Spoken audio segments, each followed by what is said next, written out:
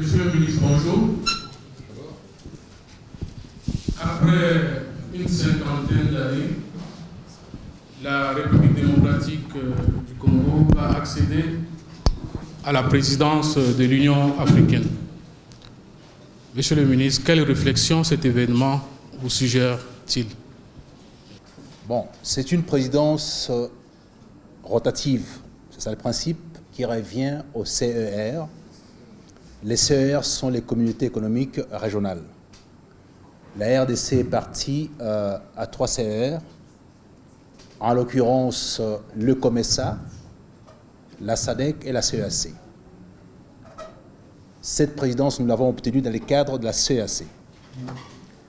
Donc, les pairs de la CEAC ont estimé qu'effectivement la RDC était en mesure de piloter l'Union africaine, notamment en fonction du programme qui était prévu sur la sécurité, la pacification et faire taire les armes. La RDC est le pays qui a connu la situation la plus terrible en Afrique en termes de petite guerre mondiale avec plusieurs armées sur notre sol. Ce qui fait qu'on a une certaine expérience, malheureuse bien entendu, mais une compréhension assez juste de la situation en ce qui concerne les armes et la situation des guerres dans la partie Est et en RDC en général. Donc partant de là, nous avons les profils recommandés pour pouvoir présenter à nos pairs les solutions éventuelles à pouvoir apporter, les cas échéants, en ce qui concerne les aspects liés au conflit, à la gestion de conflit. Donc j'estime que la RDC est tout à fait préparée. Je pense même que ce soit les seuls pays actuellement sur ces points précis en ce qui concerne la gestion de conflit qui soient à la hauteur de répondre aux enjeux. Monsieur le ministre, on vient de parler ici que ça fait plus de 53 ans qu'on n'a pas pris encore la part de l'Union africaine. Maintenant, l'année prochaine, le président Tshisekedi sera président. Comment voyez-vous la place que la RDC peut jouer encore en Afrique en nous référant à ce que Franck Fanon avait dit, l'Afrique a la réforme d'un revers dont la tâche Ce qu'il faut dire, c'est que la RDC représente la centralité non seulement de l'Afrique, mais dans le monde. Si on nous fait la guerre, c'est parce que nous possédons des matières premières qui font partie des enjeux internationaux. De sorte que la transition énergétique de la planète dépend de la RDC. Avec son cobalt, pour les énergies renouvelables en ce qui concerne la mobilité dans les véhicules, avec son hydrogène vert qui sera produit sur le site d'Inga, où j'ai reçu les Allemands qui étaient demandeurs de pouvoir le faire, et d'autres partenaires sont en train de solliciter. Alors, essayez de vous imaginer un seul instant que dans les 15-20 ans à venir, la RDC va devoir remplacer tous les pays membres de l'OPEP. Alors, un pays comme celui-là, donc c'est là, au fait, l'idée de France Fanon par rapport à la gâchette. Un pays qui représente la transition énergétique de la planète. C'est le même pays qui avait représenté la transition ou la mutation industrielle avec les caoutchoucs. Dès que Dunlop, l'Irlandais, avait découvert qu'effectivement on pouvait rouler, non sur du fer, mais avec du caoutchouc, on a recherché partout pour voir quel était l'endroit le plus propice où on pouvait retrouver la matière première permettant de faire ça. C'était d'abord en Indonésie, mais finalement, lorsqu'on a découvert que la RDC possédait un potentiel énorme en termes d'EVA, c'est la RDC qui a fourni à la planète l'essentiel de l'EVA qui a permis de pouvoir faire cette transition, cette mutation industrielle. Avec pour conséquence des massacres énormes sur la population congolaise, de sorte que, quand vous regardez les statistiques, en 1883-85, on était à plus ou moins 25 millions d'habitants, et en 1906, nous sommes passés à plus ou moins 12 millions, dont la moitié de la population congolaise a été décimée sur fond de caoutchouc. Donc cette idée, c'est que nous souffrons aujourd'hui, ce n'est pas la première fois, nous sommes le centre du monde, en termes de ce que nous apportons à la planète, en termes de ce que nous apportons à l'Afrique aussi. Donc, étant le centre de l'Afrique avec ses potentiels, ses possibilités, notamment la production énergétique qui peut permettre l'industrialisation au niveau de l'Afrique, avec notre potentiel de plus ou moins 100 000 MW, dont seulement autour de 43 000 MW sur les sites Inga, et les restes étant parsemés à travers la RDC, nos matières premières, il suffit qu'on puisse prendre les bonnes résolutions, la bonne orientation, et là, on ne peut pas les prendre pour nous. Il nous appartient aujourd'hui de pouvoir conduire la politique africaine pour se développer. Alors, si cette année ici, qui est la nôtre, enfin l'année qui commence, l'année prochaine, nous met dans les dispositions de travailler utilement, et ça c'est mon travail parce que je suis le ministre qui a la charge de l'intégration, donc de l'Union africaine et tous ces piliers qui sont les CER, comme je disais tout à l'heure. Alors, si on arrive à prendre des bonnes orientations, ces bonnes orientations, des bonnes résolutions qu'on pourra impulser au niveau de l'Union africaine seront obligatoirement discutées avec les partenaires comme l'Union européenne. En ce moment-là, la RDC portera non seulement la voix africaine, mais surtout la voix congolaise, qui est l'épicentre des possibilités pour le développement de l'Afrique. Donc c'est capital. De la même façon, lorsqu'il sera aux Nations Unies, c'est la voix d'abord de l'Afrique qu'on doit entendre, qui sera aussi la voix de la RDC. C'est une chance extraordinaire. Et en ce qui concerne les aspects sécuritaires sur lesquels on va devoir piloter l'Union africaine, il faut se dire que la solution dans la partie Est, ce que moi je vais devoir proposer à la très haute hiérarchie, est celle-ci. Il y a la loi Dodd et Frank aux États-Unis, ce qu'on appelle Dodd-Frank Act. C'est une loi sur la fiscalité américaine qui exige que les matières premières qui doivent faire partie du commerce international ne soient pas concernées par les zones de guerre, ne viennent pas des zones de guerre. Et par conséquent, toute matière première qui vient des zones de guerre ne doit pas être sur le marché international. Mais cette loi n'est pas respectée ou elle n'est pas mise en œuvre utilement par les États-Unis d'Amérique. Donc nous avons l'opportunité aujourd'hui, avec cette prise de la tête de l'Union africaine, la présidence qu'on va devoir avoir, nous permettra en ce moment-là de dire, écoutez, il y a les Dodd-Frank Act qui veut que les matières premières venant des zones de guerre ne puissent pas circuler. Alors comment on fait? Nous voulons, dans les cas de la CIRG par exemple, mettre en place un vrai mécanisme de certification des matières premières, estampillé RDC, mais avec un consortium international, dont notamment les Américains. De sorte que toute personne qui se trouve avec les matières premières venues de la RDC, si elles ne sont pas estampillées, elles n'ont aucune valeur sur le marché international. Alors, tenter d'obtenir ça au départ de la position RDC seule, ce n'est pas évident. Mais l'obtenir en tant que patron de l'Union africaine, c'est tout à fait possible. Alors, ce qui va se passer, c'est quoi?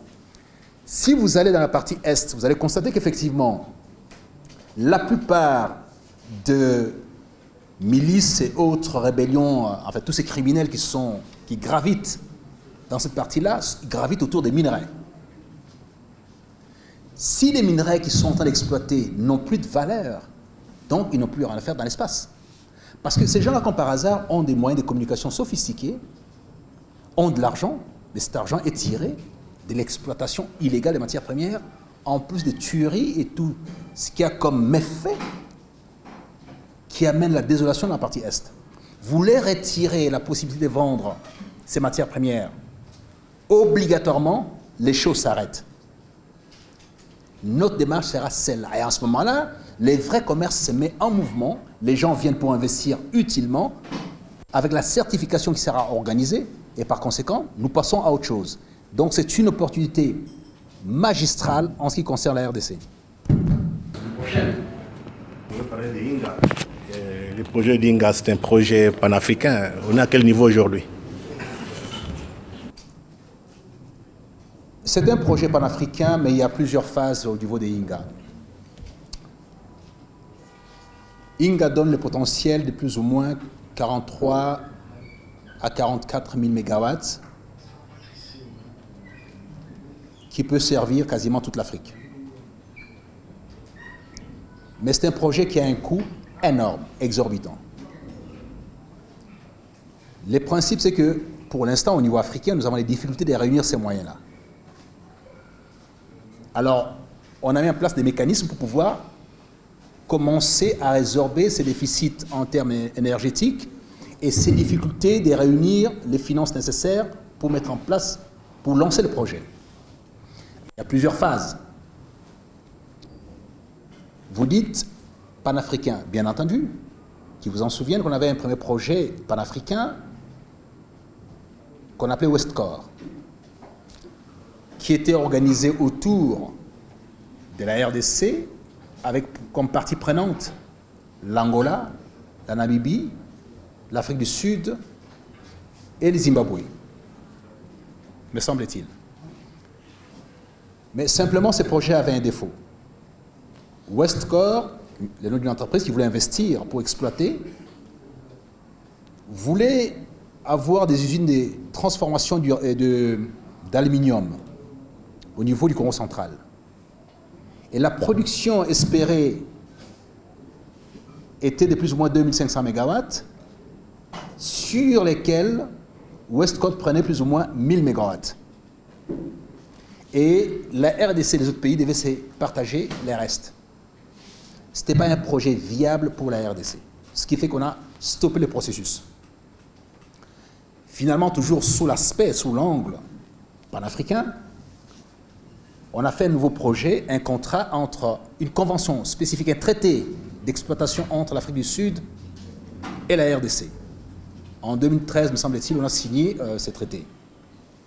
Mais là aussi, il y avait un souci par rapport aux investissements. Donc, on est toujours dans ce traité, mais il n'est pas encore pleinement opérationnel. Donc, nous sommes en train de discuter aussi avec les pays de l'Afrique australe pour voir dans quelle mesure on doit améliorer ces projets-là. J'ai eu l'opportunité de présenter ça avec le vice-ministre à l'énergie dernièrement, devant les panels d'ambassadeurs de l'Afrique australe. Mais à côté de ça, il y a aussi ces projets du consortium Chine-Espagne. Toujours, donc là on sort un peu de l'aspect panafricain qui vous intéresse. Bon, c'est vrai, c'est un sentiment africaniste assez intéressant, mais en même temps, on a un souci par rapport au financement. Donc, ce sont les éléments sur lesquels il faut aussi réfléchir. Bon, maintenant, les Allemands viennent avec des projets tout à fait énormes, des propositions assez énormes, mais qui, eux aussi, vont devoir chercher l'argent. Parce que, en fait, ici, avec les Allemands, par exemple, dont je sors du panafricanisme, avec les Allemands, on découvre qu'effectivement, il y a une mutation qui s'impose en Europe par rapport aux énergies renouvelables. Les fonds prévus par l'Union européenne de plus ou moins 150 milliards d'euros pour investir dans le domaine, on cherche de nouvelles technologies capables d'absorber ces fonds-là pour les énergies renouvelables. Beaucoup avaient été orientés au niveau des éoliennes, mais finalement, les Allemands ayant trouvé cette nouvelle technologie sur la transformation de l'énergie en hydrogène vert, qui veut que d'ici aussi 15-20 ans, les avionneurs comme Airbus se proposent de pouvoir voler avec l'hydrogène vert.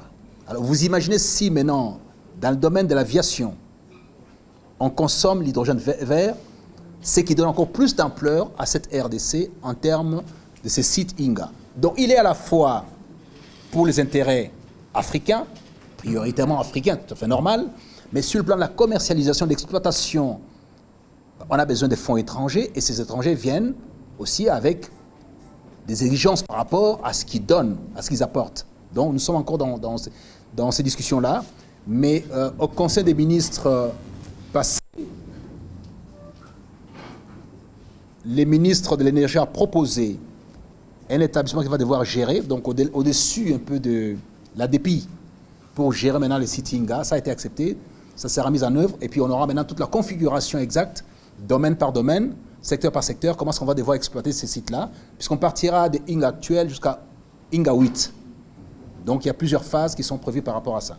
Et tout ça pourra bénéficier obligatoirement à l'Afrique. Oui, excellence, Monsieur le ministre. Voilà, excellence, Monsieur le ministre, avant de passer la parole à Valentin, j'ai une question toute simple. Quand on dit qu'un président va accéder à la tête de l'Union africaine, on se pose cette question. Elle est simple, mais c'est quand même une question qu'il faut qu'elle soit posée.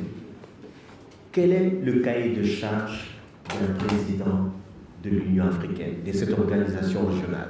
Qu'est-ce qu'il va faire exactement en tant que président? C'est quoi son travail? Bon, il faut se dire ceci. L'Union africaine a des structures, dont notamment la Commission de l'Union, qui prépare les projets sur le long terme. Nous sommes aujourd'hui sur l'agenda 2063. Et il y a des phases, des séquences de cet agenda-là. Sur le plan économique, sur le plan des infrastructures, sur le plan structurel, il y a cet agenda qui fixe, c'est les plans en fait indicatifs des fonctionnements, d'investissement au niveau de l'Union africaine. Donc les présidents qui arrivent doivent veiller à ce que ces plans soient appliqués, qu'on avance utilement, qu'on trouve les ressources nécessaires pour appliquer, pour affecter plutôt à tous ces projets intégrateurs. L'idée principale ici, c'est la formule a été donnée par l'Union européenne, qui a fait plusieurs stades pour arriver à ce qu'ils sont aujourd'hui, en partant du marché de l'acier et du charbon entre quelques pays pour passer au marché un peu intégré de plusieurs pays. Et aujourd'hui, ils sont à l'union douanière et union monétaire. C'est le même processus.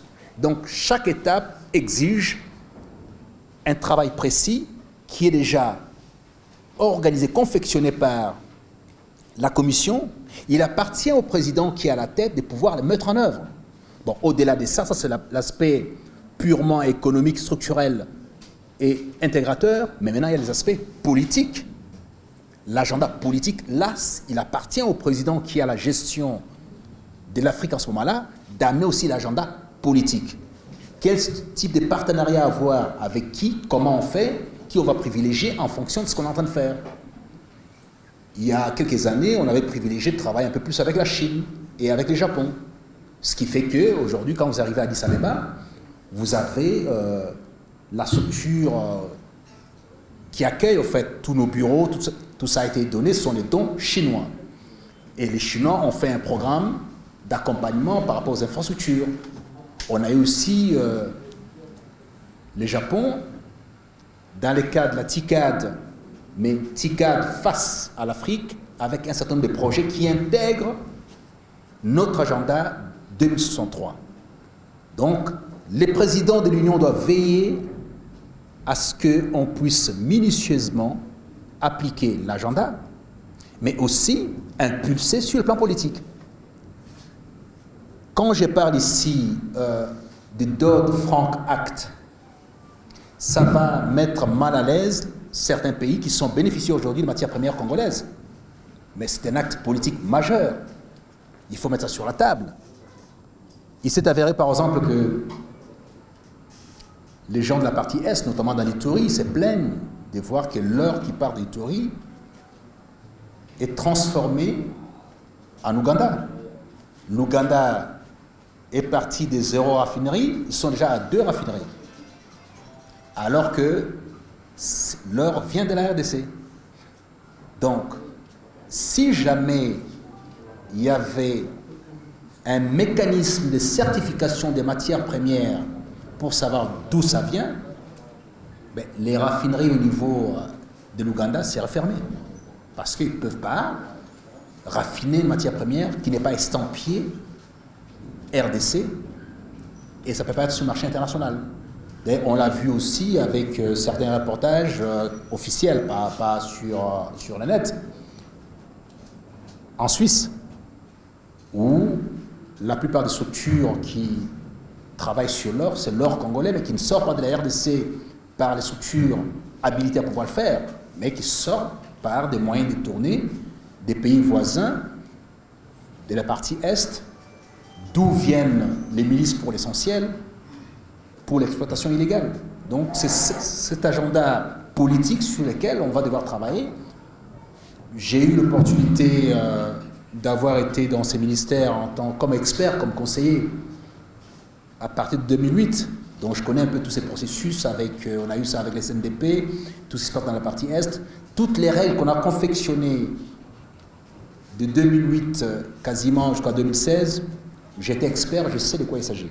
Et par conséquent, comme expert, on a la capacité de voir, parce que nous sommes la cheville ouvrière, on voit ce qui se passe. Maintenant, comme décideur, c'est beaucoup plus facile d'apporter cette réforme utile pour que la partie Est soit...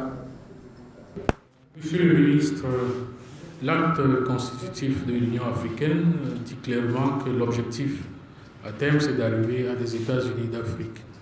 Or, ce thème a plus ou moins disparu des écrans radars, notamment depuis l'assassinat de Muammar Kadhafi.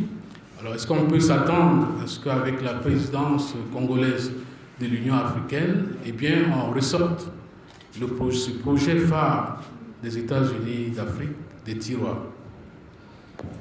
Bien, les États-Unis d'Afrique, c'est une perception philosophique très intéressante par rapport à un sentiment qu'on peut avoir, qu'on a eu à un moment donné, et qui reste toujours opérationnel. Mais simplement, il faut voir la configuration africaine. L'indépendance, quand vous parlez États-Unis d'Afrique, il faut partir de l'indépendance. Est-ce que tous les pays africains sont réellement indépendants au même titre? Les pays de l'Afrique australe sont plutôt indépendants. Ce qui n'est pas le cas avec la plupart des pays francophones. Parce que sinon on ne parlera pas de la France-Afrique, par exemple. Alors, lorsque vous êtes adossé à la métropole, il vous est impossible d'agir utilement. Lorsque votre pouvoir, pour vous installer au pouvoir, il faut l'autorisation de la métropole. Il est difficile qu'on puisse vous laisser envisager les États-Unis d'Afrique. Mais ce qu'on appelle les Freedom Fighters,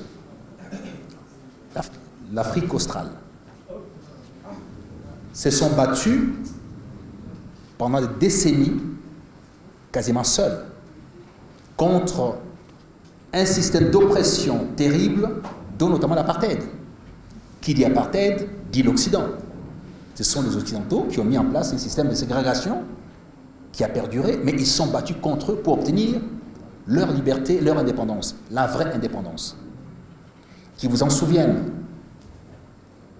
dans une émission, je ne sais pas quelle chaîne de télévision encore à New York, lorsque Mandela venait de sortir des prisons, quelques temps après, on lui pose la question pour savoir en disant, écoutez, M. Mandela, il s'avère que vous fréquentez les gens qui ne sont pas fréquentables, tels que Kadhafi, tels que Arafat. Et sa réponse a été directe et simple. Il dit, la notion de fréquentation ne doit pas être déclinée par vous. Non, c'est-à-dire que celui qui est votre ennemi n'est pas forcément mon ennemi. C'est votre point de vue, je respecte. Laissez-moi les choix de mes amis. Lorsque je me battais contre les systèmes que vous avez instaurés, c'est-à-dire l'apartheid, la ségrégation, la supériorité du blanc par rapport au noir, eux étaient là avec moi. Ils m'ont accompagné dans ces combats. Vous, vous étiez de l'autre côté. Mais aujourd'hui, je parle avec vous. En vertu de quoi votre définition de l'ennemi doit être ma définition de l'ennemi. Mandela. Croyez-vous qu'on soit en mesure de trouver des chefs d'État ou des systèmes politiques au niveau de l'Afrique centrale capables de pouvoir le faire? Il est difficile. Donc quand vous parlez d'indépendance ou États-Unis d'Afrique, il faut intégrer cette dimension-là. Il y en a qui sont un peu plus libres, d'autres qui ne le sont pas. Nous avons par exemple au niveau de la RDC décidé qu'effectivement nos élections ne devaient plus être prises en charge par qui que ce soit. C'est difficile, ça fait mal, mais au moins on est indépendant sur ce point-là précis. Parce que quand on finance vos élections, on vous dit quasiment qui doit être là. Mais quand ce n'est pas financé par eux, ben, vous avez la latitude pour le faire. Personne n'est donné un penny, un copec pour l'alternance qui s'est passée en RDC. On l'a fait sur fonds propres, donc on a décidé, y compris de l'issue. Voyez-vous, c'est ça l'indépendance. Est-ce que partout c'est pareil? Il me semble que nous avons une grande difficulté dans notre francophonie. L'espace francophone a beaucoup de difficultés. Et lorsqu'on voit l'espace anglophone, notamment l'Afrique australe, il y a une grande différence. Alors, si on s'alignait sur cet esprit des Freedom Fighters, je pense que ça peut être autrement. Mais malheureusement, il y a toujours la même mise. Vous voyez, la discussion se passe actuellement au niveau de la Côte d'Ivoire, où la France n'arrive pas à prendre position, alors que les choses étaient claires. Alors, je m'imagine, entre 2016 et 2018, qu'est-ce qu'on n'a pas entendu par rapport au mandat de Kabila? Qu'est-ce qu'on n'a pas entendu? Mais aujourd'hui, nous sommes face à une situation où la France est à faune. Ça pose un problème. Alors comment voulez-vous, dans ces contextes-là, envisager les indépendances, les États-Unis d'Afrique, sans tenir compte de toutes ces particularités qui posent problème? Donc, voilà un peu les soucis qu'il y a à ce niveau-là. Donc, sur le plan philosophique, c'est très intéressant, mais sur le plan factuel, on a encore des soucis à pouvoir aborder les choses utilement. Il faut ces éléments de réflexion. Monsieur le ministre, quelles innovations la RDC compte apporter justement dans les méthodes de travail et autres de l'Union africaine pendant cette présidence, puisque nous savons que l'un des grands défauts de la bureaucratie panafricaine d'Addis Abeba, eh bien, c'est de produire beaucoup de littérature, beaucoup d'accords et autres qui ont du mal à être respectés par la suite. Dans l'une de ces résolutions d'ailleurs de l'année dernière du sommet de la conférence, de la 33e conférence des chefs d'État, il était question de tout mettre en œuvre pour récupérer les avoirs africains qui sont ailleurs qu'en Afrique.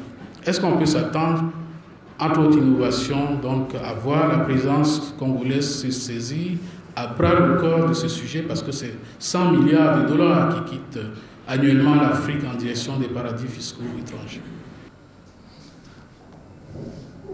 Les répartiments, en fait, des fonds africains, ça fait partie des choses tout à fait naturelles qu'il faut faire. Mais quand vous dites la littérature, ben c'est vrai, la littérature, globalement, malheureusement, je suis malheureux de pouvoir le dire, mais comme RDC, j'ai la chance d'appartenir aussi à la zone australe. Dans la zone australe, les systèmes anglo-saxons qui leur a été légués, plus les côtés pragmatiques, je peux dire aujourd'hui que la zone économique ou la CR la plus opérationnelle, c'est la SADC. Nous souhaitons imprimer le même dynamisme au niveau de l'Union africaine. Mais ce n'est pas facile, parce que globalement, toutes les grandes réformes recommandent de l'argent. Or, malheureusement, nous sommes encore dépendants de l'Occident, dans la mesure où notre institution financière, qui est censée pouvoir, pour mettre en œuvre nos programmes, la BAD, a au conseil d'administration, pour l'essentiel, sont des avoirs occidentaux. Donc cette indépendance est difficile à ce niveau-là. Alors, on vous balade dans des théories en théorie, tout ça, vous proposez des choses, oui, on va faire, et les standards n'ont pas été atteints. Donc, il y a énormément de littérature autour de ça pour vous empêcher d'avancer. Mais ça ne peut pas se faire en une année, malheureusement. Ce n'est pas la présidente de la RDC qui va devoir modifier la configuration de ceux qui pilotent ou qui manipulent certains pays africains à distance. Ce n'est pas évident en une année. Et puis, il y a aussi des conventions spécifiques entre pays, c'est-à-dire que certains pays ont des conventions bilatérales spécifiques avec les Occidentaux. Alors, les défaire pour revenir vers l'Afrique, ce n'est pas évident non plus. La preuve, c'est notamment les CFA. C'est les CFA. Cette zone monétaire pose problème. On a voulu modifier, mais en même temps, la dépendance à la Banque de France, donc l'adossement à l'euro, pose problème. Il m'en souvient encore en 1987, me semble-t-il, ou 88. Vous devez vous souvenir parce que vous êtes de la zone CFA. La France, dans une difficulté extraordinaire au niveau européen, je pense que c'était la période où George Soros, déjà, avait attaqué les serpents monétaires européens et que les entreprises anglaises étaient en train de tomber les unes après les autres, dont notamment ceux qui étaient installés là, comme Toyota, qui était venu pour s'installer, entreprise japonaise bien entendu, qui avait investi en Angleterre, tomber les unes après les autres. Alors il fallait une formule rapide, essentielle, pour stopper. On a recommandé à la France, qui soutenait la monnaie africaine, le CFA, de diviser par 2 la valeur du CFA. Donc en une nuit, vous avez sur vous 1 million de CFA, vous sortez au matin, ça ne vaut que 500 000. Donc ce n'est pas une décision africaine, c'est une décision de la Banque de France. Voilà, ce type de dépendance, vous faites comment? Lorsque vous êtes autour de la table, que vous faites face à ça, vous faites comment? De la même façon, 2 activités sont passées, particulières. Je vous donne de manière pratique. Nous sommes à Addis Abeba, il y a un conflit au niveau de la Côte d'Ivoire. Gbagbo ou pas Gbagbo. La France dit pas Gbagbo. L'Afrique dit on veut Gbagbo. C'était compliqué. Et on connaît la suite. Alors que l'actuel président de Madagascar arrive aux responsabilités par un moyen détourné. La SADC dit niet. La France dit oui, on peut aider. Non, pas ici. Faites ça dans les pays francophones, ici ça ne marche pas. J'étais à la réunion qui présidait M. Mugabe. C'était un réquisitoire mortel. On a dit ça à Joël. La France ne peut pas venir décider ici. Elle sait où elle décide, pas ici. Le processus électoral malgache sera piloté par la SADC jusqu'au bout. Et ça a été le cas. Donc c'est ça la difficulté qu'on a entre les zones qui sont encore sous influence tout à fait manifeste et les zones qui ont quasiment acquis leur liberté. Donc il y a comme ça, et puis on a aussi la partie de l'Afrique du Nord, où il y a des tensions énormes entre l'Algérie et le Maroc par rapport au Sahara occidental. Donc c'est tout ça comme problème. C'est-à-dire que partir de la même base aurait été intéressant, mais on n'est pas sur la même base. Voilà. Et n'appelez pas les présidents congolais qui arrivent à la tête de l'Union de régler ces problèmes-là. C'est pas... Parce qu'on se trouve face à 2 pays, frères et amis. On a l'Algérie. L'Algérie, ça a été la Mecque des indépendances. C'est là où la plupart des dirigeants africains allaient s'organiser pour avoir leurs indépendances, dont les Lumumba et tout ça. Au même titre que, un peu plus bas, la Tanzanie. Le Maroc. Vous connaissez les relations qu'a la RDC avec le Maroc. Alors on se trouve entre les marteaux et l'enclume. Faut-il aller soutenir, et c'est très délicat à chaque fois, sur le plan diplomatique, faut-il soutenir l'Algérie, qui est un pays qui nous a accompagnés dans cette histoire des indépendances, ou les Maroc avec lesquels on a des relations fraternelles. Donc on est dans des positions très délicates chaque fois dans la gestion de l'Afrique par rapport à ce type de situation. Lorsqu'on met sur la table l'histoire du Sahara occidental, c'est très compliqué. C'est extrêmement compliqué. Donc quand vous recevez comme ministre ou comme chef d'État un petit document qui arrive des ministres algériens en disant « il faut nous soutenir, on est en famille. Les indépendances, c'est nous. Lui, il est colon comme les autres. » Et vous recevez un document du Maroc qui m'envoie des bourses pour les jeunes gens qui vont là-bas et tout ça. Il dit voilà, N'oubliez pas, et tout ça, c'est pas pour rien d'ailleurs que le maréchal a été enterré là-bas. Donc, on fait l'équilibrisme diplomatique les plus élevés. Ce n'est pas évident, et Madame l'ambassadeur qui est sur place ici sait de quoi je parle. Donc vous vous trouvez dans cette situation difficile. Moi j'ai un problème aujourd'hui parce qu'il y a un aîné, Henri Mangaya, qui est ambassadeur actuellement au Maroc. On a difficile avec ces problèmes. On a très difficile. Alors, ce type de situation critique, comment on fait pour le gérer en un an? C'est impossible. C'est pour ça, j'ai dit, on va se concentrer sur l'essentiel, quoique on trouvera des mécanismes pour pouvoir approcher les uns les autres. L'essentiel ici, c'est de trouver des compromis entre l'Algérie et le Maroc par rapport aux Sahraouis. Mais il faut les rapprocher. De la même façon aussi, on a participé, à l'époque du président Kabila, au rapprochement entre l'Éthiopie et l'Égypte. Parce qu'il y avait un problème, il y a un problème toujours des eaux du Nil. Le fait d'avoir construit un barrage au niveau de l'Éthiopie, ça perturbe complètement les cours du Nil. Donc ce qui fait qu'il y a une sorte de manque d'eau pour irriguer les rizières et toutes les plantations au niveau de l'Égypte. Et c'est une histoire qui peut à tout moment déclencher la guerre. Bon, il fallait qu'on puisse être là. Nous qui sommes habitués à être agressés et tout ça, à leur dire attention, ce n'est pas la bonne voie. Donc j'ai accompagné à l'époque les ministres Mochibanda pour les discussions entre les deux ministres. Ce n'était pas évident. Lorsque deux ministres, deux diplomates de très haut niveau qui sont les ministres des Affaires étrangères sont prêts à se battre physiquement, vous comprenez que bon, les enjeux sont assez compliqués. Donc j'ai eu l'opportunité de participer à toutes ces discussions-là, ce qui fait que bon, on a quand même une expérience réelle. Nous qui avons été agressés, mais qui aujourd'hui sommes autour d'une même table avec les anciens agresseurs.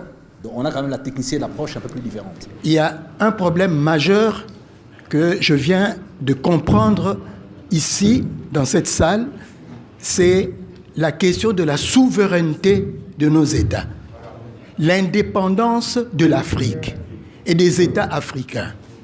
Alors, la question que je me pose en rapport avec la présidence que notre pays va assumer, au regard d'une observation que je suis en train de faire, qui consiste à un recul de notre pays en rapport avec la lutte pour la souveraineté.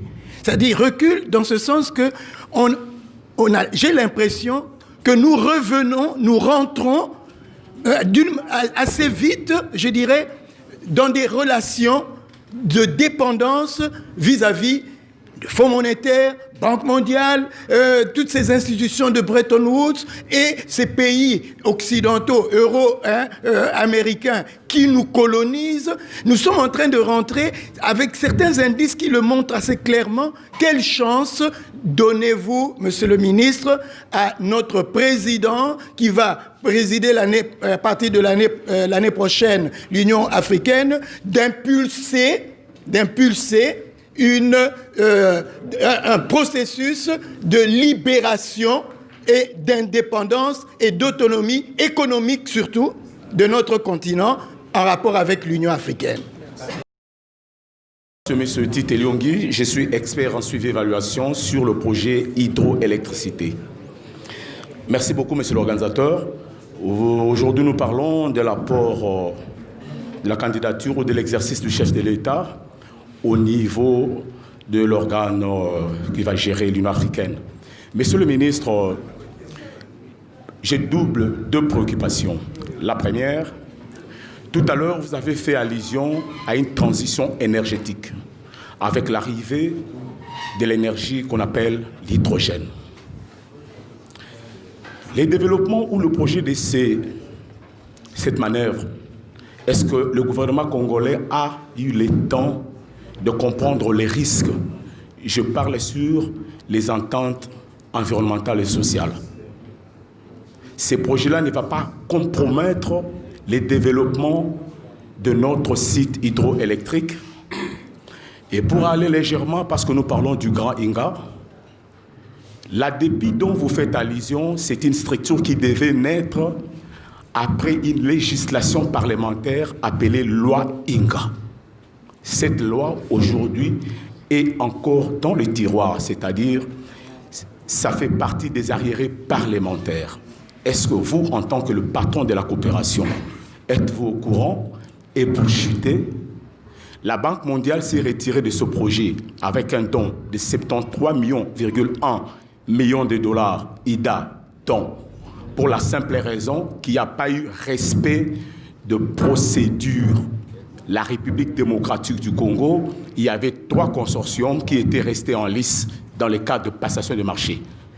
Il y a le groupement espagnol qui s'est retiré, les groupements canadiens qui s'est retiré et la République démocratique du Congo qui a utilisé en matière de projet qu'on appelle principe sur la souveraineté, le fait de récupérer le projet et va l'orienter de sa manière. Aujourd'hui que le chef de l'État s'est dans le luxe de vouloir développer, est-ce que vous avez eu le temps où la présidence que le président de la République va bientôt prendre à la tête de l'Union africaine, est-ce que vous êtes en train de tenir compte de tous ces paramètres pour remettre en orbite ce projet Grand Inga? Bien. Merci, Excellence. C'est M. Moussoumbou Kalala, Isidore, cadre de direction à la SCTP. Monsieur le ministre, à vous entendre parler, vous dites que la transition énergétique passe par la RDC. Et c'est ce qui explique l'opportunité que nous avons à intégrer le panafricanisme en ce moment. Mais j'ai comme l'impression que c'est le cycle qui revient. En 1885 et les années qui ont suivi, vous avez parlé du caoutchouc. Ça fait venir les investisseurs européens. Aujourd'hui, si vous regardez les tableaux de Mendeleev, parce que je suis physicien de formation et informaticien, tous les éléments qui font la fierté de ceux qui viennent nous envahir sont dans ces tableaux-là. Sont des éléments qui sont dans ces tableaux-là. Donc, le cobalt, le coltan, il y a même l'eau aujourd'hui et l'hydrogène dont vous parlez, que les Allemands sont en train de venir voir du côté de Inga. Vous ne voyez pas que là aussi, ce sera les investisseurs, les producteurs et les transformateurs européens qui vont encore accourir pour nous coloniser de nouveau, pendant que nous, qui allons accéder à la présidence de l'Union africaine, nous n'avons aucune politique pour faire promouvoir les nationaux ou les Africains qui peuvent aussi entrer dans la danse et accompagner le président dans sa présidence afin qu'on voit les fils de l'Afrique prendre les devants dans ces développements. Parce qu'il y a la guerre, dans l'avenir qui nous guette. Et nous parlons politique, nous ne voyons pas l'économie, nous ne voyons pas la culture, nous ne voyons pas tous les autres éléments qui peuvent faire que les Africains puissent se battre. Et pourquoi pas à armes égales avec ce genre-là. Je vous remercie. Merci pour vos questions. Je commencerai par l'abbé Poundou. Oui, j'ai rarement vu l'abbé Poundou dans cet état-là, mais c'est un nationaliste, c'est un réflexe naturel. Je comprends très bien que je peux partager par instant. Et je sais aussi que même quand vous êtes irrité, vous ne perdez jamais la raison. Mais simplement, tous les grands projets, et ça rejoint là, ce qui a été dit, sont sur les très longs termes. Inga, c'est une histoire qui a été pensée dans les années 50, qui a été finalisée me semble-t-il, fin des années 70, début des années 80. Donc 82 pour être plus précis. C'est dire que ça a commencé depuis très longtemps. L'investissement sur Inga, globalement, on va tourner entre 60 milliards et un peu plus. Et vous le savez, vous êtes expert du domaine. Sommes-nous en train de perdre notre indépendance parce qu'on a fait énormément de progrès en termes d'indépendance? Je ne pense pas. Nous sommes sur un échiquier international. Essayez d'avoir à l'esprit les jeux d'échecs. Il y a les philosophes Sun Tzu, l'art de la guerre, dans ce qu'il appelle le Wong Kong, c'est-à-dire lorsqu'on n'est pas en position utile de prendre des grandes décisions, on prend la forme de l'eau. L'eau s'adapte à tout. Dès lors qu'on est en position, on se déverse, on déferle. N'ayons pas de prétention des choses dont on n'a pas la maîtrise. Ces gens à qui on fait face sont cyniques et néfastes. Il ne faut pas croire que le fait de dire oui à quelqu'un veut dire oui sur toute la ligne. On prend une position très diplomatique, mais en même temps, on cherche un bénéfice. C'est très important. On a eu une présidence précédente, c'est-à-dire celle de Joseph Kabila, qui lâchait, qui reprenait, qui lâchait, qui reprenait, et personne ne comprend comment il fonctionnait. Moi, j'ai le privilège d'accompagner le président Félix Tshisekedi. J'étais avec lui à Berlin. Nous étions fort clos à accéder aux moindres moyens financiers sur le plan international. On ne pouvait pas lever les moindres fonds sur le plan international. Vous savez très bien qu'il faut des grandes réformes, notamment au niveau de la TVA, pour espérer commencer à encaisser de l'argent, à même de pouvoir faire des réformes internes. Ce n'est pas évident. Donc, ce qui fait que, dans sa philosophie, il voulait un rapprochement avec les grands pays, qui sont des pays globalement hostiles à la RDC, parce qu'ils sont dans leur tête, vous le savez, monsieur l'abbé. La RDC leur appartient. C'est un marché international. Que ces petits peuples qui ne comprennent rien doivent intégrer ça. La RDC appartient à l'Occident, dans la mesure où c'est un supermarché international sur lequel tout le monde avait le droit. Désolé, là je suis parti à l'excès. Donc tout le monde avait le droit de faire le commerce sans problème. Alors que ces peuples, au départ 25 millions, passé à 30 millions, à 12 millions, revenu encore, qui a rebondi, aujourd'hui on est autour de 100 millions, puisse avoir tout ça à lui tout seul, c'est juste inacceptable. C'est ce pays qui a permis qu'on puisse rouler avec des véhicules sur les pneus, sur du caoutchouc. C'est ce pays qui a permis à ce qu'on puisse arrêter la guerre mondiale avec son uranium. Et c'est ce pays qui, aujourd'hui, la mutation de l'informatique sur la planète dépend de la RDC.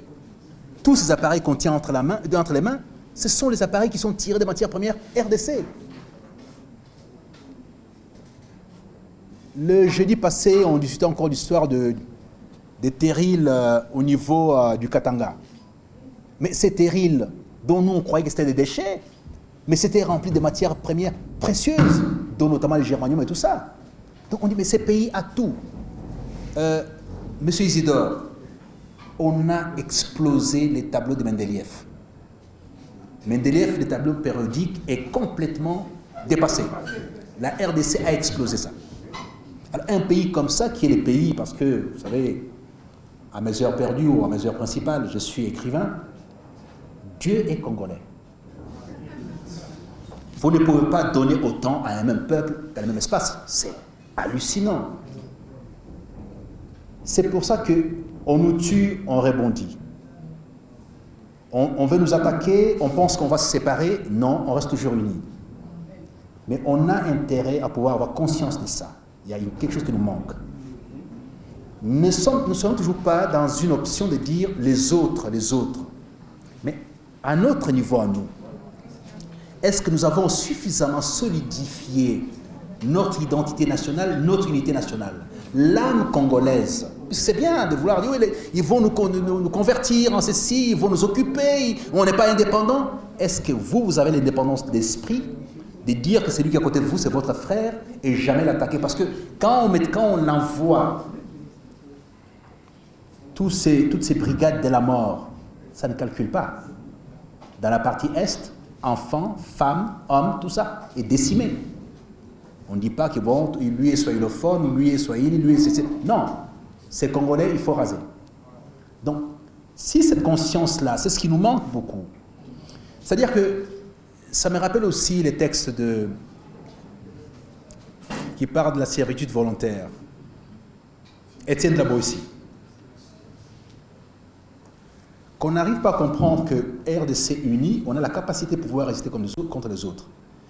Cet comportement de déflagration interne, de désunion, de désamour, de la méchanceté, de la haine inter-RDC, profite à qui? Pas aux Congolais. Donc il y a un travail à faire d'abord au niveau interne. Regardez la situation qui s'est passée en Afrique du Sud pendant l'apartheid. Les leaders qui sortaient en exil, c'était pour chercher les moyens financiers pour faire la guerre contre l'apartheid. Il n'y a presque pas eu d'exilés sud-africains. Ils sont restés chez eux se battre jusqu'au bout. Les voix qu'on entendait à l'extérieur, c'était pour aller porter la parole, comme les Miraba Keba aux Nations Unies, tout ça. Porter la parole. Mais l'écho de l'unité continuait toujours à perdurer. On a eu les moments les plus magiques. Il m'en souvient toujours parce que mon père y a participé. C'est à la table ronde. Lorsque les 44 délégués sont sur place et ils disent il manque quelqu'un. Il manque quelqu'un, sans lui, on ne peut pas discuter. Et qui manque? Les leaders naturels, le Lumumba.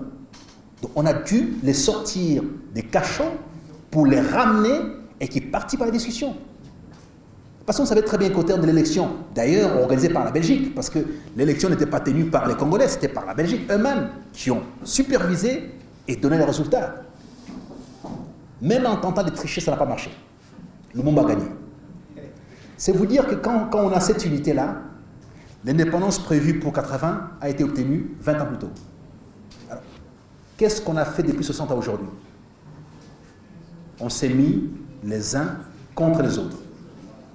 Globalement, moi, j'ai fait plutôt une formule différente, c'est les uns contre les uns. Parce que c'est nous-mêmes. C'est face à son propre miroir qu'on est en train de déchirer. Alors, je veux bien qu'on puisse s'attaquer aux autres. Est-ce qu'on se connaît nous-mêmes? Avons-nous terminé notre processus de la quête de l'identité congolaise, de l'âme congolaise? Avons-nous suffisamment le respect de nous-mêmes?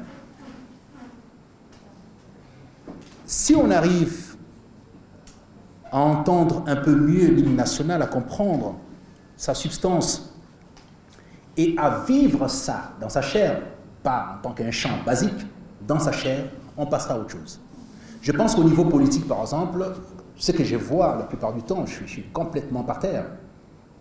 Je suis incapable de m'attaquer à un Congolais par rapport à sa taille, par rapport à son entité d'origine, donc par rapport au peuple auquel il appartient, puisque le peuple, pour moi, c'est le peuple congolais.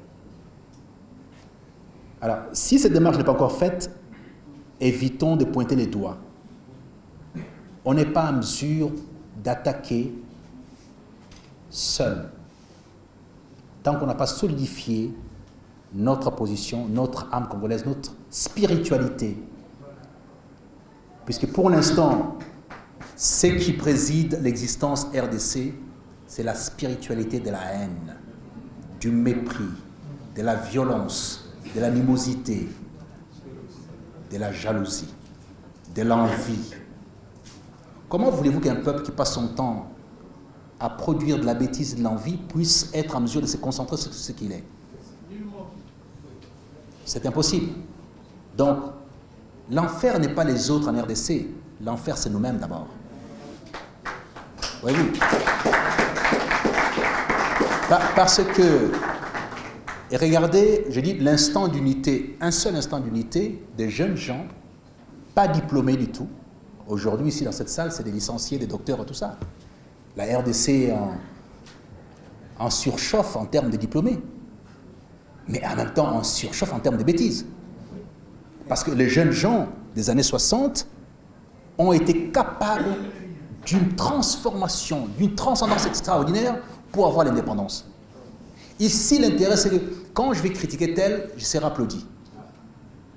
Mais tout ce que l'autre dit des biens, ça ne compte pas. C'est chercher les meilleurs angles pour bien frapper. C'est ça. On voit ça partout. Et je suis malheureux, y compris entre membres du gouvernement, membres du Parlement, dans les mêmes parlements. La même obédience. On ne parle même pas des obédiences différentes. Même obédience. C'est tripé à la télévision. Et ça fait du buzz. Et les gens aiment ça. Nous sommes derrière des messes de la bêtise. La sagacité de l'insolence. Voilà ce qui nous intéresse, c'est ça. Alors, maintenant, on passe son temps à dire oui, on va nous coloniser, on va faire ça, mais vous faites quoi vous-même? Et c'est maintenant partout comme ça, en Afrique francophone. Monsieur, vous le savez, on a cette situation-là au Cameroun. On l'a eu, on l'a toujours au Gabon. En Côte d'Ivoire, n'en parlons pas, c'est revenu encore. Les démons sont en train de remonter.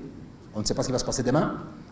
Donc, ces choses, vous ne les avez pas au niveau de l'Afrique anglophone. Quand vous écoutez Malema en Afrique du Sud, Malema attaque les tares de la société.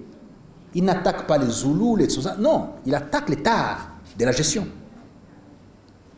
Vous voyez un exercice, parce qu'ils ont été formatés à l'unité d'abord. Être ensemble, travailler ensemble. Mais ils ont un seul adversaire ou ennemi, c'est l'autre, pas eux.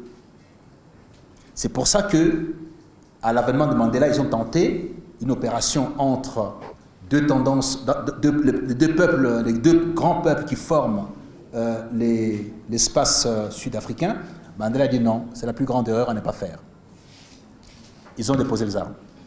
Ils sont remis ensemble, ils ont continué. Autrement, ces pays seraient par terre. Et nous, on ne fait pas cet exercice-là.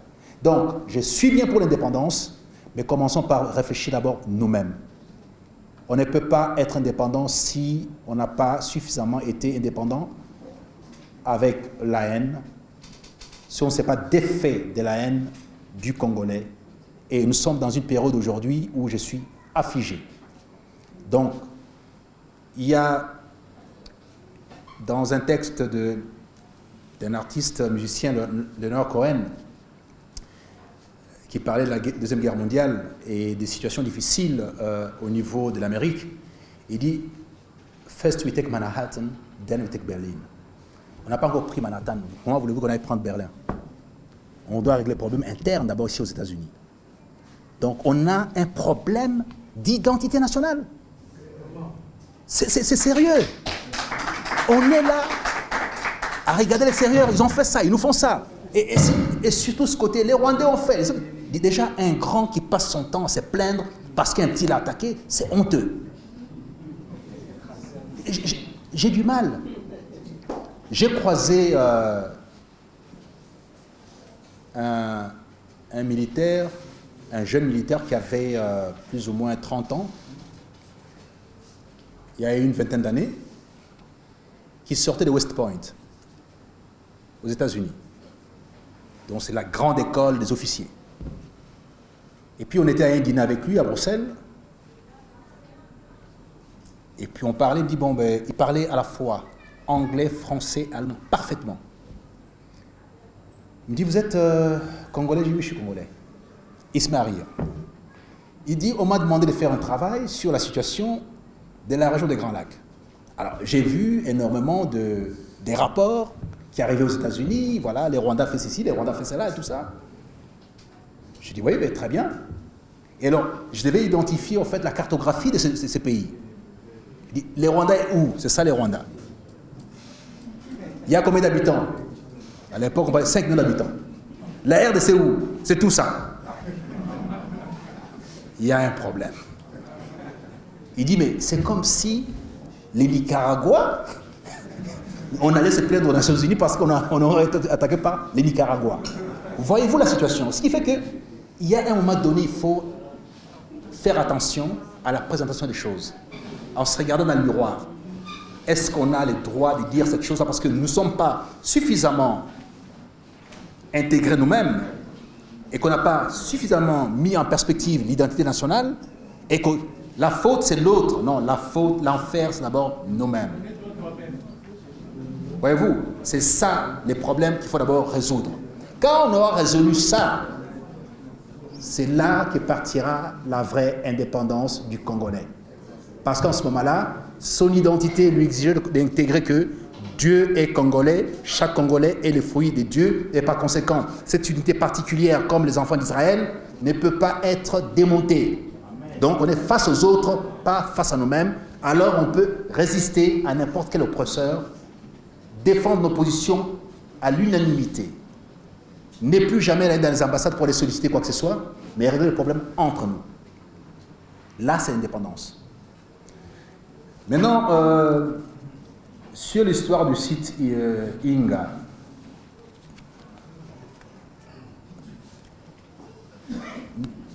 c'est toujours le même problème. Vous savez, quand les Occidentaux ne trouvent pas leurs intérêts, il y a beaucoup de faux fuyants pour pouvoir dire voilà, on arrête tout, ça ne s'est pas fait, la procédure, tout. C'est trop facile. On va commencer les négociations bientôt avec un certain nombre de partenaires qui sont prêts à pouvoir venir. Je vous dis sincèrement que Inga est incontournable. La planète risque d'exploser. La planète Terre risque d'exploser. Il y a une mainmise totale des États-Unis sur toute l'Amérique, du nord jusqu'au sud, dont notamment l'espace Brésil. Ce qui reste au monde encore en termes de potentiel possible pour survivre, c'est la RDC, c'est Inga. Ils n'ont pas le choix. Mon jeune frère, je vous dis, ils n'ont pas le choix. Vous pouvez entendre procédure, on n'a pas fait ceci, on n'a pas respecté. Les Congolais sont toujours coupables de quelque chose. Les Congolais sont toujours coupables de quelque chose. Mais posez-vous la question. Qu'est-ce qui leur empêche de dire, on vient, on installe, on fait tout. Et puis après, on négocie pour dire, voilà, comment est-ce qu'on va devoir les perceptions des recettes de Inga, comment on fait. Ils ont les moyens, ils ont la technologie, pourquoi ils ne les font pas? C'est quoi 60 milliards? Je viens de vous dire ici que l'Europe a mis de côté 150 milliards pour la transition énergétique. Ces 150 milliards peuvent être investis directement sur Inga. Mais ils ne les feront pas. Mais à un moment donné, ils viendront le faire parce qu'ils n'auront pas le choix. Ils n'auront pas le choix. Boeing travaille sur, plutôt Boeing, Airbus, sur l'aviation avec hydrogène vert. L'hydrogène qui est produit aujourd'hui, qu'on commence à produire, on veut produire au niveau du Maroc, ne vaut pas l'hydrogène des enfants de Dieu qui est sur Inga. Impossible. Donc, vous êtes obligé de venir à Inga. Les secteurs informatiques, les cobaltes. Nous avons plus de 60% des réserves de la planète. Vous allez où? La RDC n'aime pas les procédures, machin, tout ça. Glencore était parti, non? Ils sont en train de faire pas la peau pour revenir. Glencore était parti. À cause de quoi? Du code minier. C'est quoi ces codes miniers en question? Voyez-vous, c'est ça l'histoire de l'indépendance, monsieur Poum, en même temps. Nous percevions 2%. On a voulu avoir 10. Alors, on va faire un petit calcul simple. Monsieur Isidore, vous devez avoir la maîtrise de ces éléments-là. Au plus fort de la tonne du cobalt, on avait atteint 135 000 $. Au plus fort. En ce moment-là, prenez les 2%. 2%. Ça vous fait quoi? C'est 26 000, 2600, quelque chose comme ça. 2000, 2500. 2700. 2700, c'est tout ce qui revenait à la RDC. Hein, quand Glencore exploitait Tenke-Fouroumé, et tout partait vers l'étranger. Maintenant, vous prenez 7 tonnes de cobalt achetées à 135 000. Les GAFA y injectent l'intelligence. Ça produit entre 10 et 15 milliards de dollars. Parce que, souvenez-vous, chaque fois que iPhone sort un appareil, c'est le cobalt congolais qui est dedans. Et plusieurs éléments qui sont là pour confectionner cet iPhone. Ça produit entre 10 et 15 milliards au départ d'une tonne, plus tous les dérivés, tout ce qu'on y ajoute, mais surtout avoir injecté l'intelligence. Alors dites-moi, les gens qui partent d'un investissement aussi bas, mais plus d'intelligence pour atteindre ce niveau-là, ils vous le sont tranquilles? Jamais. D'où la réforme majeure, me semble-t-il, que j'ai tenté d'apporter au niveau du gouvernement actuellement avec les réformes sous l'autorité du chef de l'État, c'est la création d'un comité interministériel que je préside sur la production de l'intelligence ou la promotion de l'intelligence pour la transformation de matières premières. C'est-à-dire que dorénavant, on va créer des bourses, j'ai obtenu ça du gouvernement, financées par la RDC, par des bourses étrangères, parce qu'il ne faut pas compter sur eux. Je souhaiterais ponctionner sur les entreprises brassicoles, notamment sur la bière. Je vous donne une illustration assez rapide pour être factuel. Kinshasa, partout Kinshasa, la Tchango consomme entre 3 et 5 millions de bouteilles de bière par jour. La Tchango. Millions, tout à fait, millions. Entre 3 et 5 millions de bouteilles de bière par jour. Donc quand la Tchango, c'est plus ou moins 5 à 7 millions d'habitants. Les tiers consomment la bière tous les jours. Alors faites, quand vous arrivez à la Tchango, vous voyez toutes les tables sont pleines de bière. C'est-à-dire qu'on ne consomme pas une bière. On montre effectivement on est un grand consommateur, on a les moyens de pouvoir consommer, ce qui fait que vous arrivez à une table, il y a 30-40 bouteilles qui sont là. Et ces gens-là, on travaille toute la journée, mais c'est pour les consommer. Alors imaginez-vous simplement ce que j'ai proposé au gouvernement, ponctionner 100 francs sur chaque bouteille de bière. 100 francs. Ça vous fait combien d'argent par jour? Je ponctionne la même chose, 50 francs sur les bouteilles de coca, parce que les églises des réveils ont apporté qu'effectivement il fallait faire la transmutation vers les sucres et laisser l'alcool, quoique les sucres apportent aussi le cancer. Donc, je ponctionne 50 francs là-dessus, ça fait combien? On a des quoi financer non seulement nos jeunes gens qui ont l'intelligence mathématique, qui sont de l'origine de M. Isidore, mais aussi ceux qui ont des idées novatrices. Ces garçons de Goma, qui a créé un appareil, une couveuse pour les poussins, qui a compris la relativité, c'est-à-dire qu'il sait réduire les temps avec sa machine. C'est du génie que seuls les enfants de Dieu peuvent avoir. C'est-à-dire que le cycle normal de l'œuf au poussin prend peut-être 2 semaines, il réduit ça, 3 semaines, pardon. Ces jeunes hommes arrivent à réduire ça à quasiment 1 semaine. C'est ingénieux. Même. Pour l'instant, malheureusement, au lieu qu'on puisse financer ça, il n'y a pas de fonds pour financer, mais en face, ils veulent le faire. En face, il est à Goma, donc en face, ils veulent le faire. De la même façon, l'exploitation du gaz dans les lacs Kivu. C'est lui qui a trouvé la première idée, c'est un jeune Congolais qui avait étudié à Lubumbashi. Il a déposé dans tous les ministères son projet, ça n'a jamais été pris en charge. En face, on a pris ça en charge. Ils exploitent déjà. Donc on doit sortir de là, ramener maintenant vers nous, toute cette intelligence, mettre à leur disposition des moyens pour le faire. Si la Providence et Dieu, les dieux congolais, me donnent l'opportunité de continuer avec ces projets, je pense que d'ici 2 ans, on pourrait avoir non seulement les financements des premiers boursiers, mais aussi des start-up, des transformations. On ne peut pas avoir explosé les tableaux de Mendeleïev, qu'on soit incapable de transformer la moindre chose. On ne peut pas avoir inventé les premiers signes mathématiques sur la planète avec le bâton du Shango, et 20 000 ans plus tard, ne pas être en mesure de transformer la moindre chose. Nous sommes le point de départ des mathématiques aussi. C'est ça aussi la réalité qu'on doit devoir intégrer. Est-ce qu'on enseigne ça à l'école? Non. Voilà, tous ces avantages, tous ces signes conciliateurs d'unification, d'harmonisation de nos instincts ne sont pas pris en charge par nous-mêmes. Comment voulez-vous qu'un peuple qui a inventé les mathématiques ne soit pas en mesure de pouvoir intégrer dans son enseignement que vous êtes un peuple particulier? C'est une faillite. Donc, on doit se recentrer là-dessus. En termes des risques sur l'environnement, vous avez évoqué cet élément-là. Oui, je suis tout à fait d'accord avec vous. Donc, moi, j'ai reçu les Allemands. Je n'ai pas dit qu'on n'a pas signé. Attention, on n'a rien signé. C'est moi qui signe pour les comptes de la République dans le cadre de la coopération. J'ai fait la première signature. Après, on envoie ça vers les ministères sectoriels pour la mise en œuvre. Tant que je n'ai pas signé, je n'ai rien signé. Les Allemands sont arrivés. Ils ont fait les tours des ministères, ils ont vu tout le monde, ils ont parlé, ils ont dit, bon, ok, d'accord. Pour moi, ce n'était pas un problème. Et ils devaient partir un certain lundi, et j'ai reçu la note verbale le vendredi en plein conseil des ministres en disant, voilà, ils souhaiteraient signer avant de partir. Je dis, mais signer quoi et avec qui? Alors on m'a invité pour signer. Je dis, je ne peux pas signer, je n'ai rien à signer.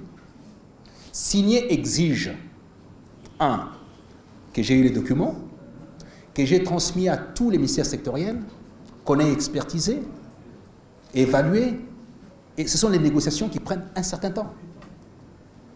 Donc, pour des budgets de plus ou moins 100, 200 milliards d'euros, on va signer comme ça n'existait pas. Et puis en plus, je l'ai dit aux Allemands et devant les chefs de l'État, il y a un problème. Vous savez, j'ai le malheur peut-être d'avoir fait vos pays pendant des années. Je suis au courant et j'étais aux responsabilités avec le ministère Mochibanda. En 2016, à la suite de la prorogation du délai électoral, l'Allemagne a décrété une fatwa contre la RDC en disant qu'on ne peut plus investir en RDC. Le ministre des Finances allemand a dit qu'aucun investissement allemand en RDC jusqu'à nouvel ordre. Cette fatwa n'a pas été levée. Et par conséquent, on ne peut pas venir ici pour investir parce que votre pays n'a pas encore autorisé. Donc, moi, j'ai toutes ces informations-là. Alors, ils sont restés bloqués. Et bon, ils sont repartis. Il y a eu quelques petites conventions avec certains ministères, mais bon, c'est juste à titre d'intention. Mais sur les fonds, rien n'a été fait. Croyez-moi, la RDC, son potentiel, personne ne peut partir et disparaître. Parce que c'est nécessaire pour la vie de la planète et pour leur vie à eux. On nous avait annoncé qu'avec la Covid-19, ça sera l'hécatombe ici, non? Mais il s'avère que nous sommes là. Ces pays des dieux différents. D'ailleurs, ceux qui sont tombés, la plupart sont ceux qui venaient de l'Occident. Donc voilà un peu ce que je peux dire. Et M. Isidore,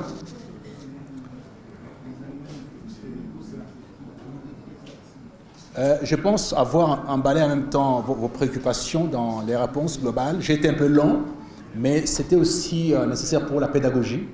Parce que très souvent, on est dans tic au tac très, comment dirais-je, moins pédagogique. Mais il faut de l'explication. Et une conférence de presse comme celle-ci doit être aussi une occasion de pouvoir présenter notre philosophie en tant que Congolais, notre philosophie de gestion. Bon.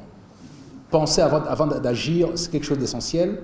Et lorsqu'on a la chance, comme moi, de passer mon temps à penser à produire de l'intelligence sur papier, chaque acte que je pose, je dois réfléchir. Est-ce que, et ça c'est dans mon texte Ma Nation, est-ce que l'acte que je suis en train de poser participe à la machine Congo ou détruit la machine Congo? S'il détruit la machine Congo, je retire ma signature, quelqu'un d'autre peut le faire à ma place, mais moi je ne le ferai pas. Donc c'est quand même une réflexion spirituelle de mon attachement à la terre et à mon Dieu qui exige que je fasse ça à chaque fois. Voilà. Merci. Je tiens sincèrement, au nom des organisateurs de la double activité de ce matin, conférence, débat, mais aussi pour le presse, de remercier sincèrement Son Excellence, Monsieur le ministre d'État, chargé de la coopération, intégration régionale et francophonie. Je tiens également à vous remercier tous d'avoir répondu à notre invitation.